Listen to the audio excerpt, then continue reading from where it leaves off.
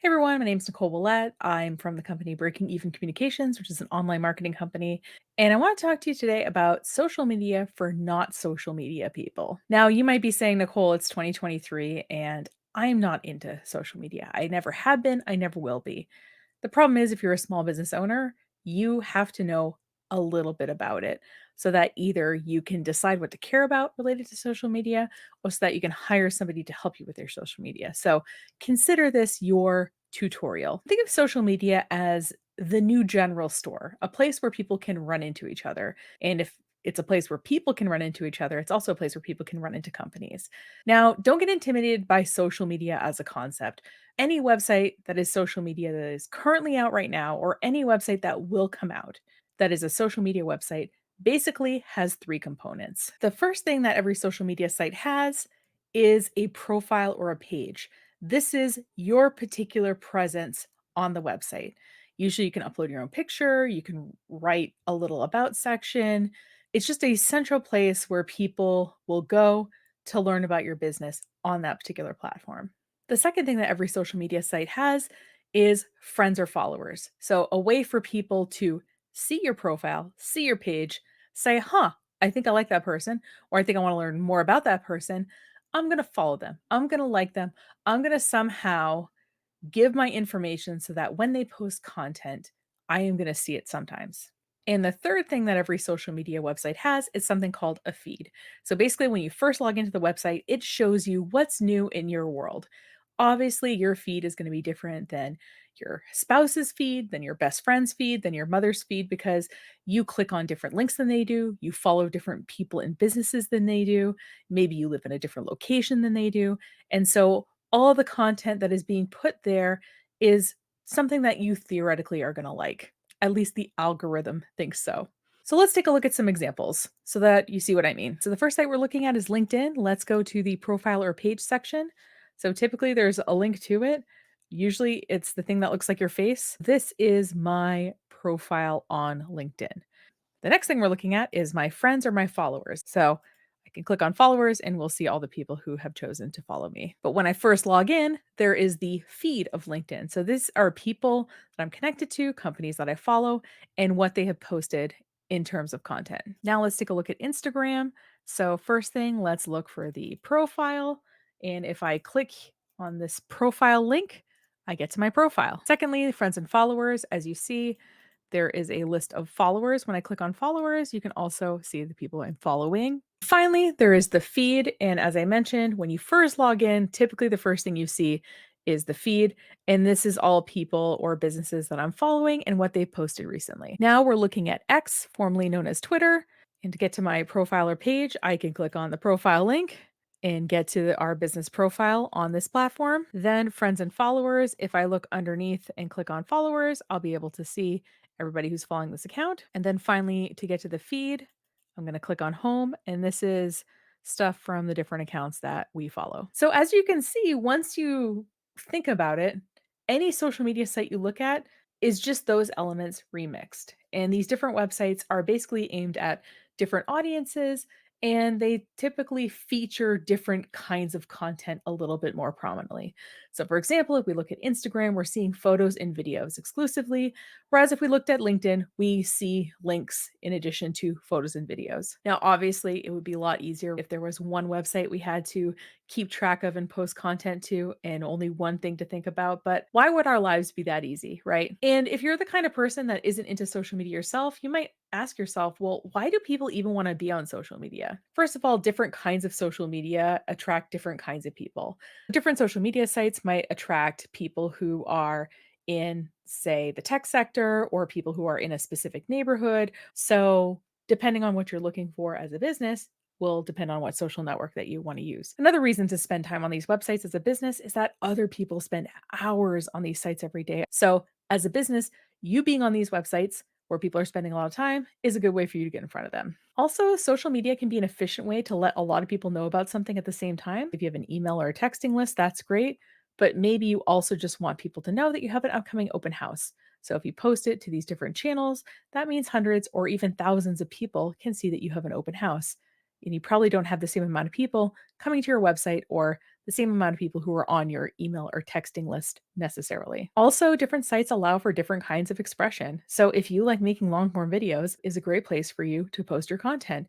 If you like taking cool photos and writing quippy captions, Instagram is a great place for your content. Can I also post a longer video on Instagram? Yes, but different platforms prioritize different kinds of content. And finally, people are asking for it and giving recommendations on social media because them getting a recommendation from someone they know can mean a lot more than an online review. For example, I might post to a local Facebook group, "Hey, I'm looking for someone to clean my gutters. Does anybody know a good company that does that?" And then a bunch of people will leave comments linking to different gutter cleaning services and their experiences they've had with them, which gives me a lot more confidence in hiring that company to provide products and services to me. You might say, "Well, Nicole, I think you're convincing me to care about this, but how do I know what websites I'm supposed to be on?" And you might have a really good idea who your customer is and just maybe not know what kind of websites they're on. There's a really good resource for you that's updated pretty regularly. PewResearch.org does regular studies. I think it's like every 2 years. This data is from 2021, and they track things like age, income level, suburban versus urban versus rural for all these different social platforms, as well as their relative popularity. So if you know who your customer is, you can check that out and probably narrow down pretty closely what social media sites you should be on as a business. You can also just ask your customers what sites they're using and be on those. Now that we talked about what social media websites are, why you should care about them, and how to figure out what websites you should be a part of as a business, you might say, "Well, Nicole, what am I supposed to post on these websites?" And we're going to talk about that now. In terms of the content that'll give you the most bang for your buck, short form, aka under 60 seconds, vertically filmed videos can be posted everywhere. And that's what a lot of algorithms are prioritizing right now. Are you annoyed that video is a lot more work than posting a photo or a link? Yes, I am too. I've been doing this for a living for 15 years, and every few years, these different websites change what they care about. So I'm just here to tell you what that is. If you want to ignore it, that's fine. If you just want to say, "You know what, I'll do one video every 2 weeks," that's fine too. What I would aim for is posting once a day, 5 days a week. And don't worry, you can schedule this ahead of time. Essentially, your customers and potential customers just want to know what's going on and just want to see that there's proof of life on these platforms. I'm sure that there's marketing people who want to be in the comment section and tell me that I should be telling you to post more often. And I'm here to say that, first of all, something is better than nothing. And second of all, this is an experiment to see if social media works. So once you see how 5 posts are working for you, it'll be a lot easier for you to justify the time spent to post twice a day instead of once a day, for example. In terms of getting the idea wheels going, I'm going to play you some different examples of types of content that we've created for our clients or for ourselves. And I think in seeing them, you'll see the kinds of content you could be making for your business. Welcome to a day in the life of a content creator. This client is in Southwest Harbor, Maine. So we went for a hike before we even started work because we were back. This is a super cute gift shop. So we got our lights set up. We took some photos. We are our own roadies. We are our own artistic directors. Then we had a lunch break because we're human and we need fuel. And then upon getting back, we realized, hey, the sun's probably going to set. We should get some outside shots before that happens. Then we went in, finished inside, and uploaded our files at the office. We have fun at work. What can I say? Please appreciated that I narrated that video from my phone on the inside of my car.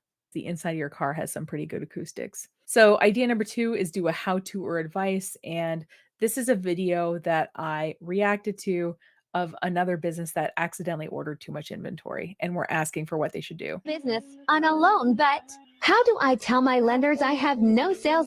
First of all, we all make mistakes. And second of all, you sharing this will prevent someone else from doing the same. But let's triage, shall we? First of all, I want you to look at Jetpack and see how much traffic your website is getting. The average cart converts at between 1 and 2%. So if you're only getting like 10 or 20 hits a day, obviously you're not going to get the numbers you need because you need to drive at least 100 people to your website before one person is going to buy.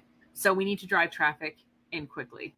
I'm guessing ads are not in the budget, which is totally fine. What I did is I started a weekly blog with very specific content I'd never seen anywhere else. I took that blog post, I put it on Pinterest, I shared it on Facebook to multiple Facebook groups. I put it anywhere that I possibly could. I put it on my Google business profile and started driving traffic with that. With that, I started an email list because people wanted to get the blog post regularly. And one of my blogs still drives 20% of my traffic. Part 2 coming. Now, a third thing you can do is address misconceptions. People have objections to buying anything. And rather than pretending they don't exist, you can just address them. Here's an example of one of our clients doing just that. Hi, my name is Al from Durant Fitness, and today I want to talk to you about a common myth and a misconception that I found to be kind of prevalent among the gay and trans community, and that is that gay and trans people shouldn't lift. You can still do this, and it is not going to make you big and bulky. It is not going to make you look in a way that you don't want to look. If anything, it's going to make you feel sexier, it's going to make you look sexier, and we're going to make sure that we understand what you've got going on, especially if you're trans, as far as your hormones, if you are taking any sort of injections or anything like that, so that we can actually properly push you in the right direction towards having a healthy transition. If you want to learn more, feel free to check us out at bjornfitness.com. Look forward to seeing you soon. Another thing you can do is you can talk to your customers. A lot of times they have really interesting stories in terms of how they found the business or why they're an ongoing customer. Let's see an example from one of our clients here. So actually I'm from California, from the Central Valley, Fresno, and we all traveled over here on our motorcycles. So it's been a journey going through 11, 14 states to make it over here. Now, we have been here before once, about 10 years ago, and we brought all of our friends to come back over here and eat here at the Trenton Bridge Lobster Shack. It's phenomenal. Is it as good as you remember it being 10 It years is ago? it's just every bit. It's every bit of it. Anyone here first time eating lobster? First time. And how is it? Is it going to be the last time? No, it's not going to be the last time. Well, thanks so much. We hear there's lots of bikers that come through here, and we appreciate you talking to us. All right, you're welcome. Another thing you can talk about is things like news in your industry or current trends, things that you as the expert know about, but your customer doesn't. I'm just going to play a few seconds from this video to show you what I mean. Now, first of all, the sentence, did Mark Zuckerberg copy Elon Musk's Twitter to build Instagram Threads? There are two ridiculous things in that sentence, right? One, that Elon Musk built Twitter. He didn't. He bought it. Twitter was an existing and successful social media company when he bought it, right? The second part of that sentence that's ridiculous is that went on for about 15 minutes. If you're somehow interested in what I think of Instagram Threads, I will link that video in the show notes. This idea is a good way to grow your account if you're looking to do that, which is posting about things going on in the community or otherwise involving other small businesses in your content. Let me show you an example of what I mean. Welcome to Howdy Neighbor, a series where we meet our business neighbors. Today, we're headed over to see Nadine at Wildflower Body Piercing. I have been piercing for 2 years, and I have been in the body modification industry for about 10. Almost everybody has some sort of body modification in one way or another, especially piercings. They're really accessible to everyone of most ages, demographics, backgrounds. And I just think the area is a place where that kind of service is needed. I only pierce with implant grade titanium, which is a completely inert metal. You can wear any of the jewelry that I sell forever. That's something that people don't necessarily think about when they're purchasing body jewelry. These things are going inside your body. It's important to really have good, high quality jewelry. I love helping people change out their jewelry. Even if they want to change out all their piercings, we can totally do a whole reset on every piercing they have. Learn more on wildflowerbodypiercing.com or stop into their location right here at Market Square Mall. Follow us if you want to meet more of our business neighbors. Another type of content you can do is showing and telling about what you have at your business. Let's see an example. We have 3 different sizes of these hardwood, I call them cheese boards, food boards. This is the baby, the mama side, for your entertaining a number of guests, the nice big size. And we also have the cheese forks that go with it. This is perfect for your, meats, cheeses, when you're entertaining those. It's a food board, but it has a classy name that I can't pronounce.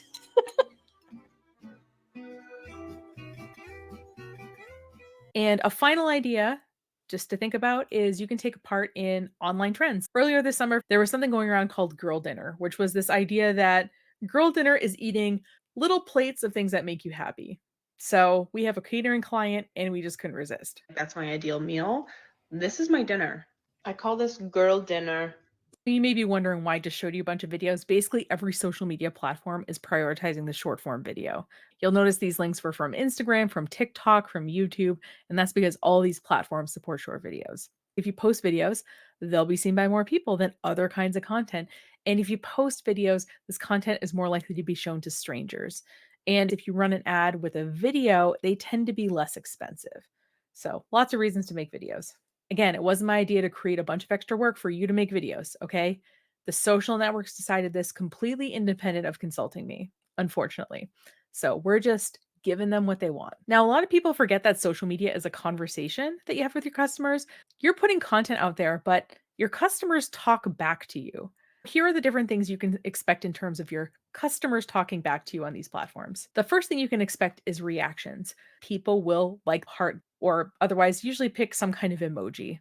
A second level interaction is comments. People can post comments and people can like or reply to the comments. So it can even be more interactive. And then finally, you'll have some people who send you messages. These are private messages on these platforms. That's not a way that everyone can see. Typically, every social media website, you'll get some kind of link as part of your profile. You'll get a picture, you get your name, you get usually a couple of sentences, and then you get a link. The question is, what link do you post? You can post a link to your main website, but if you want to get more creative, you can also use these kind of services. So, for example, if you go to my Instagram or my TikTok, you'll click on a beacons.page/breaking even, and it showcases a variety of my content. I can post videos, I can post buttons, I can post links to my other social platforms. So a lot of times people opt for this. So there's beacons.page and there's link in bio. Those are two services. They're free and they allow you to make a page. Obviously, you don't have to use one of these services. You can just make a mobile friendly page on your website. This is an example of one of our client ones. She just has links to some of her resources and it's pretty mobile friendly. And the final thing that you probably care about is, okay, I'm doing all this work. How do I know that it's working? And that's where analytics comes in. Every social media website, if you have a business page, they give you access to analytics. So some data about what people are seeing, what kinds of content they seem to be interacting with more. And typically these websites will keep data for between 30 and 90 days. So just make it a regular practice to look at your data. Or if you want to set up social media reporting, typically reporting software will pull in the data so you're able to access it later. There isn't any free services that do this, unfortunately, but we're happy to set something up for you if you want, or just talk to you about your options. But you can see your data for 30 to 90 days completely free by logging into these platforms. In terms of the words that all these analytics sites use, there's four things. One is followers, like how many people clicked follow and will regularly see updates from your account. Reach is how many people saw one particular piece of content. Typically, this number is higher than your followers. Views, how many views did that piece of content get? So sometimes somebody will watch a short video more than once. So typically, your views are higher than your reach. And engagement is how many people did something when they saw a piece of content. So they hit the like button, they clicked on the link, they did something. And I'm just noting here that your data won't keep going up and up and up forever. Your data exists so that you can notice patterns and what people like, how it varies certain times of the year. And what you want to be when you look at this stuff is observant and not judgmental. Social media is not just something extra for you to do, it's a tool in your marketing toolbox. And whether you want to learn enough to just get in and get out in terms of updating your own content or hire someone else to do it, it's important for your business to be on social media in some form, one way or the other, whether you yourself are a social media person or not. We're happy to talk to you at Breaking Even Communications if you want us to maintain your accounts, but you can also check out the social media playlist on this channel, which I will link in the show notes for more content examples, ways to approach social media. We're not going to like everything we do when we run a business, and maybe this is just your thing that you don't like. But the good news is that you can know enough to be able to advise someone on what kinds of content you want posted, or to just be able to get in and get out and do it yourself. Thanks for watching this video. I know you're not a social media person, but you sat through anyway. Get yourself a treat. You deserve it. And in the meantime, think about how you're going to use social media for your business, even a little bit, because I'm sorry to say it's not going away. And I want your business to be able to find new customers and connect with important people. And this is a tool that we just can't ignore. I'll link to the no obligation consultation in the show notes if you want to talk to us. You can also reach out to your local well-reviewed marketing company and share this with somebody who's not a social media person if you think they could use it. Have a great rest of your day and see you next time. Take care.